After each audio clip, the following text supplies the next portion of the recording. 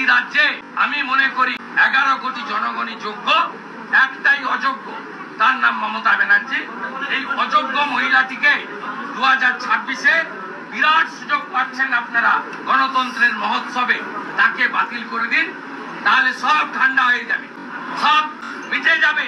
এত চোখের জল আর দেখতে হবে না, এত মন্দির ঠাকুর আর ভাঙবে না, এত রোহিঙ্গাদের দেখতে পাবেন না, সব ঠিক হয়ে যাবে।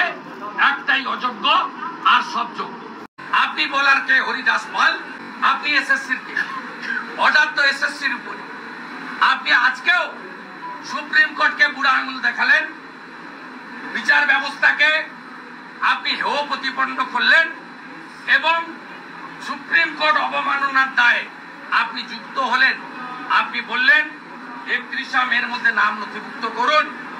আপনি বললেন পরীক্ষার পরে 15 নভেম্বর রেজাল্ট বেরোবে, 20 নভেম্বর থেকে কাউন্সিলিং হবে। আপনি বলার কে? হরিদাস পাল। এটা তো এসএসসির বলার কথা। এসএসসি যে অটোনমাস ইন্ডিপেন্ডেন্ট বডি, এসএসসির উপরে সুপ্রিম কোর্টের অর্ডার। এসএসসির চেয়ারম্যান আছেন, সেক্রেটারি আছেন, তার আলাদা অফিস। আপনি কে বলা? আপনি মুখ্যমন্ত্রী হিসেবে এসএসসি কে পরামর্শ দিতে পারেন, আপনার কোনো অধিকার নেই এই বিজ্ঞপ্তি জারি করা। এবং দুর্ভাগ্যজনক হলেও সত্যি, আমি 4 বছর মন্ত্রী ছিলাম। আমার অভিজ্ঞতায় আমি যখন হারি এই দল বলেছি অল আর ল্যাম্প পোস্ট, একটাই পোস্ট, দ্যাট ইজ মমতা ব্যানার্জির পোস্ট।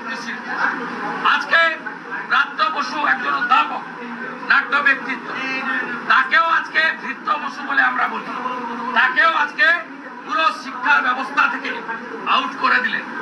তিনি পিকচারে নেই।